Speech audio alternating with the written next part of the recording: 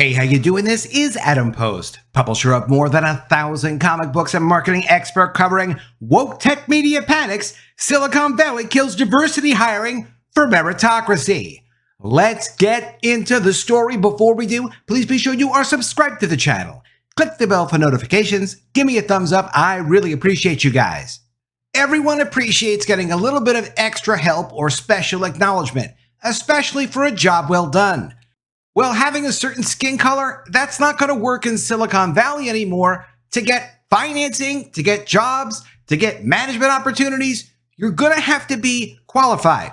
Now, of course, anyone of any skin color, gender, sexual preference, immigration status, Native American, whatever you want to mix it up as, you can always be qualified. There's no skin color that's always qualified. But there's also no qualification just because you want to say that I'm not represented enough based on my skin color in this industry, so give me a job that I'm not qualified for. TechCrunch, one of the most important media publications in Silicon Valley, is calling out the trend of getting rid of DEI and replacing it with meritocracy. They are very concerned because in Silicon Valley, DEI is coming crashing down. From TechCrunch, Silicon Valley leaders are once again declaring DEI bad and meritocracy good, but they're wrong. Now, who would know if they're wrong or not? Dominic-Madori Davis, of course. That's this lady. But the self-made billionaires feel a little bit differently. Alexandr Wang doesn't feel that way. Elon Musk doesn't feel that way. And more executives are saying, you know what, if there's not going to be a social benefit of some kind, I'm not going to really do this. And if you're going to put people into my company that aren't effective, I'm not going to risk my company, my business, especially the really competitive Silicon Valley industries, just to try to make this Dominic lady happy. She goes on to say, no, Silicon Valley, a meritocracy is not better than DEI, according to the data. Well, you can say according to the data. Let me just tell you, self-made billionaires are very well aware that data can say just about whatever you want it to say. So if you want to make a claim like that, we're going to go ahead and look at the actual data and see how you gathered that data. Let's see the basis for this. Because it might just be me, but I don't really trust this person. Who's afraid of the Big Bad DEI? The acronym is near poisonous now. A word that creates almost instant tension between those who embrace it and those who want it dead. A prime example of this divide was the response to startup scale AI founder Alexandr Wang's post on X last week. He wrote about moving away from DEI to instead embrace MEI, merit, excellence, and intelligence. You're an employee working in that industry. If you want to go work at a company, wouldn't you want to go work with a company that say they focus on merit, excellence, and intelligence, especially when you're getting stock in the company or options in the company, so that if the company really succeeds well, which a lot of Silicon Valley companies have employees that do get stock options, and do hope to be one of the few that are potentially worth billions and billions of dollars someday, wouldn't you want to work with people who are qualified at your company, work at a company that knows what it's doing? I would, but I guess if you're not qualified, it'd be kind of cool to sneak into a company and get that stock and get those options. And when it's worth 40, 50, $100 billion and Microsoft buys it or some other big company buys you out, then you get millions of dollars for just basically looking a certain way, having a certain skin color, being mediocre, not actually contributing anything. I get the idea that people like the money for nothing concept, but really it's much better to just get paid for what you do, get paid appropriately, get a piece of the action if you can. But if you're not going to make a significant contribution or real contribution, then you're not entitled to work at that company. Alexandr Wang went on to say, Scale is a meritocracy. That's his company, Scale. And we must always remain one. It's a big deal whenever we invite someone to join our mission. And those decisions have never been swayed by orthodoxy or virtue signaling or whatever the current thing is. Today, we formalized an important hiring policy at Scale.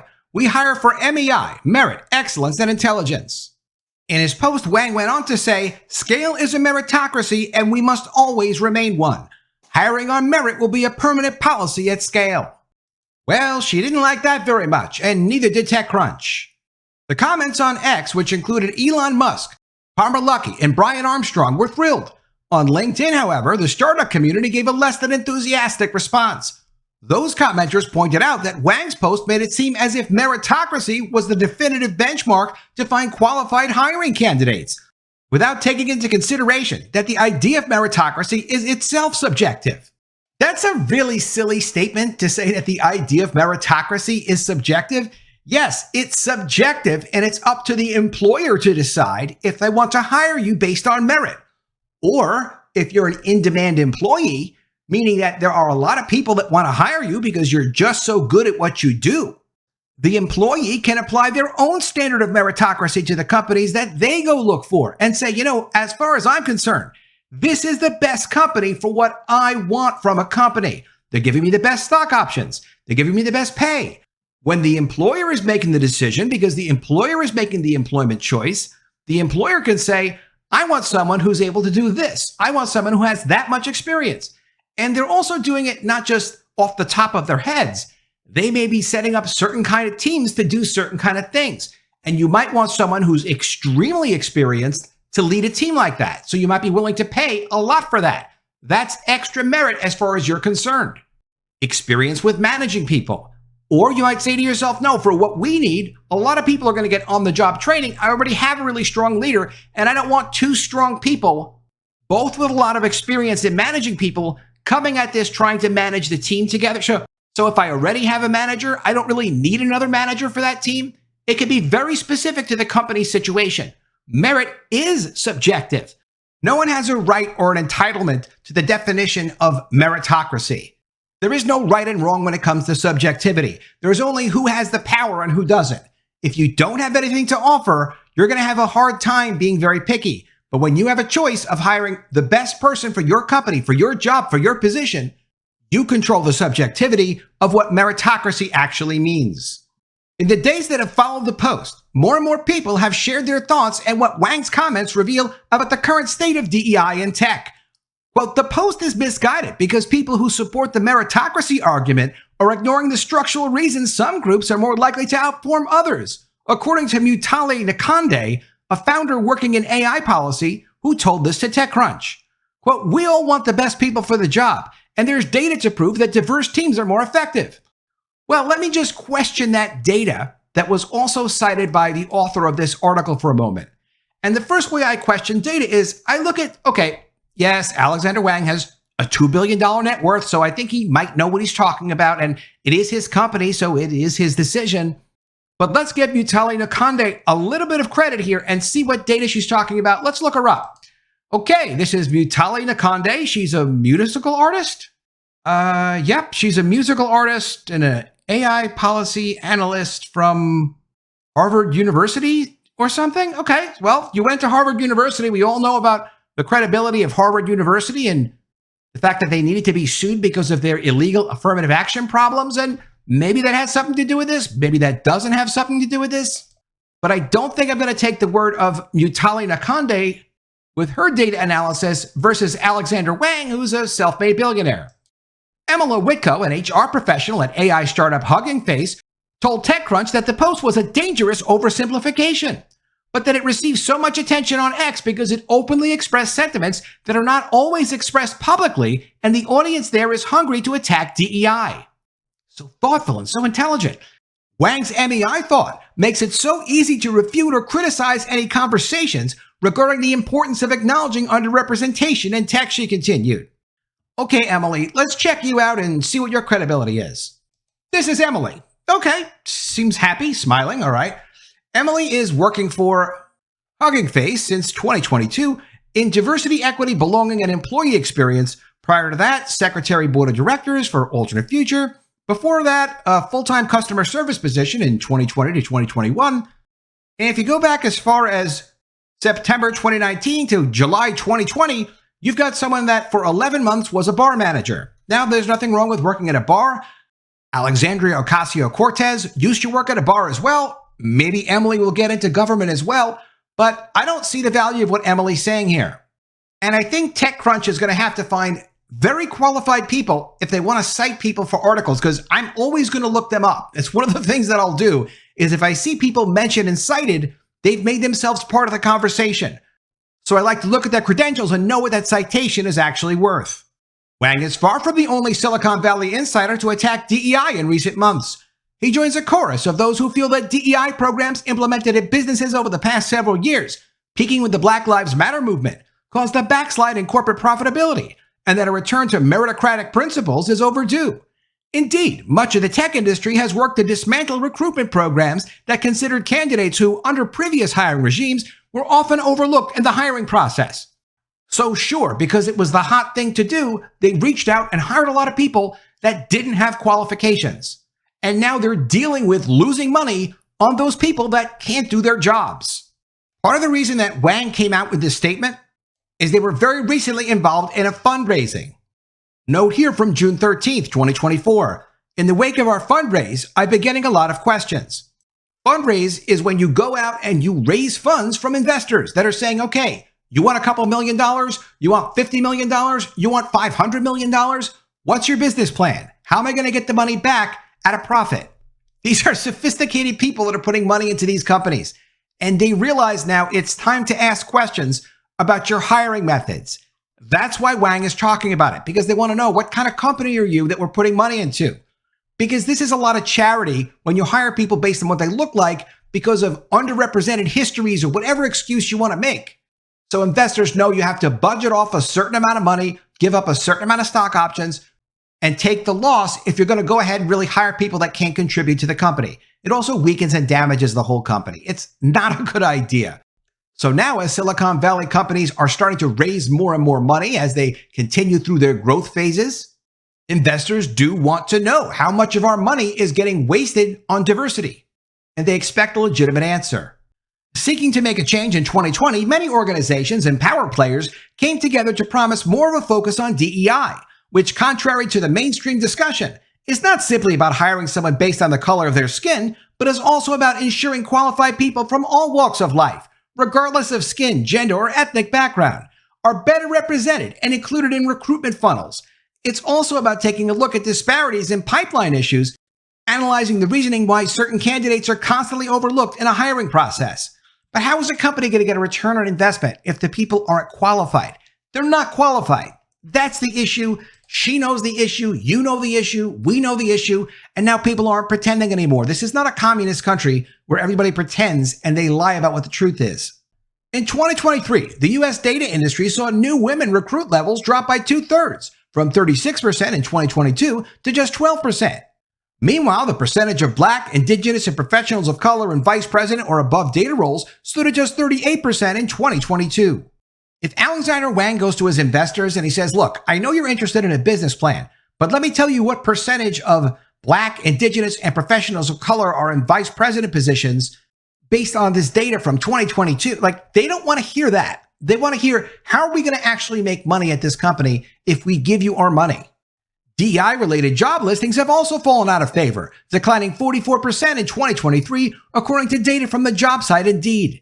A recent Deloitte survey of women found that over half said they ended up leaving at least one employer because of how men and women were treated differently, while 73% considered leaving the tech industry altogether due to unequal pay and an inability to advance in their careers.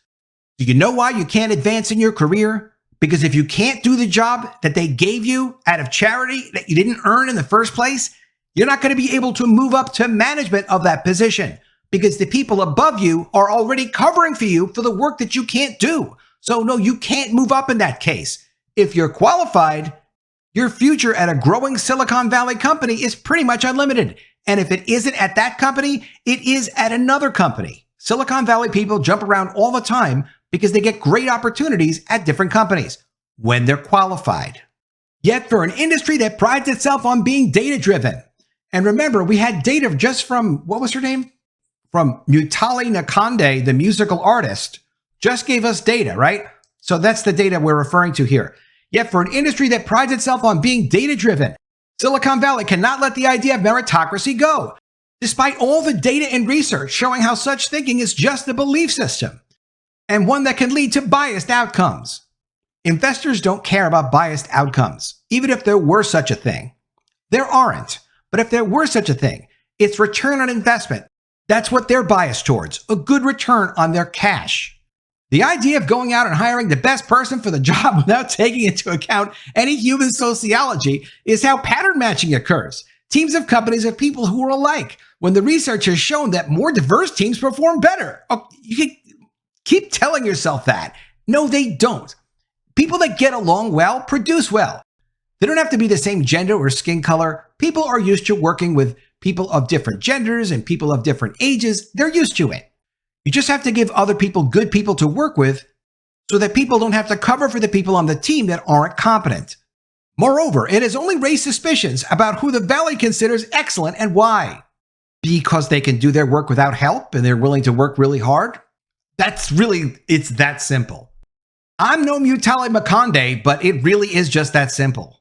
Experts TechCrunch spoke to said this subjectiveness revealed other issues with Wang's missive, mostly that he presents MEI as a revolutionary idea and not one that Silicon Valley and most of corporate America have long embraced. The acronym MEI appears to be a scornful nod to DEI. How dare he? Intended to drive home the notion that a company must choose between hiring diverse candidates or candidates that meet certain objective qualifications. One great thing to see that's happening is that the world is moving on without the diversity nonsense. So the diversity people can say, look, we can't be qualified. It's not fair. Just give us the job and all the free stock anyway. And don't expect us to do the work as if we were qualified. And don't forget to give us management positions, even though we weren't qualified for the job that you hired us for in the first place. The world is moving on without this. Of course, there are some companies that are going to continue to do this and are going to take the losses and they'll just do it. But most of the industry is going to move away from this because it's completely ridiculous. They talk about data that you know is not real data. Natalie Sue Johnson, co-founder of the DEI consulting firm Paradigm, told TechCrunch that research has shown meritocracy to be a paradox and that organizations that focus too much on it actually see an increase in bias. Quote, it frees people up from thinking that they have to try hard to be fair in their decision-making, she continued. They think that meritocracy is inherent, not something that needs to be achieved. Meritocracy is a comment on what the employee brings to the table. They're saying, look, if you've got the ability and you work hard and you apply yourself, you'll have a chance here and you'll have a chance to move up. That's the meritocracy they're talking about. Meritocracy does not need to be achieved. Meritocracy is a competitive existing state. Either you get what you deserve or you don't. You get less or you get more. That's it. This is about entitlement. The entitlement is being taken away. As Nakandi mentioned, that's this lady. Johnson noted that Wang's approach doesn't acknowledge that underrepresented groups face systemic barriers society is still struggling to address. Nor could Wang probably really personally care about that. Even though he's a multi-billionaire, that's not his problem. Even if it was true. Ironically, the most meritorious person could be the one who has achieved a skill set for a job despite such barriers that may have influenced their educational background or prevented them from filling their resume with the kind of college internships that impress Silicon Valley. In stories that I've done before on diversity, equity, inclusion, I've pointed out that it's not fair to the candidates as much as it's not fair to the employers or other stakeholders or industry or customers or anyone else involved in the process. If you've been told that because of your skin color, somehow you don't have the right, quote, representation in a certain field or a certain industry, so you should be given an extra shot. And in some cases, over the last couple of years, people were given that shot. I've commented in stories how that's not good for anyone in the process because this could not last. Of course it can't last. Can you imagine how much friction this would create in a process? Everyone has been part of a family, most people have. Little brother, big sister, whatever it is, if one of the children, because they were short or whatever the reason was, because they were a boy, because they were a girl, constantly got the cookies and candy, but the other ones didn't. Constantly got extra allowance every week, but the other ones didn't. Were allowed to do whatever they want, but the other ones didn't. How long can that go on without there being friction, problems, even if there is a good reason for it? It isn't fair. You have to have a meritocracy. Everyone has to have a chance to apply themselves and show what they can do. Not everyone can just walk into a company if they don't have a great background. They don't have those college internships. They didn't get that chance. Well, you're going to have to make it on your own like other people have. You may not make as much money as other people. You may not have as big a house as some other people. You may not have as cool a car as some other people. That's the way it goes. It was always impossible. It was always ridiculous to think that giving people a certain special advantage because of their skin color or their gender or their sexual preference was ever going to be a long-term policy. It is a fad, it was a fad, and it's even falling apart in Silicon Valley. Let me know what you think of all this in the comments below. Always love to see your ideas. Please be sure you are subscribed to the channel. Click the bell for notifications, give me a thumbs up, and I'll see you again soon with another story. And if I don't see you, I will miss you.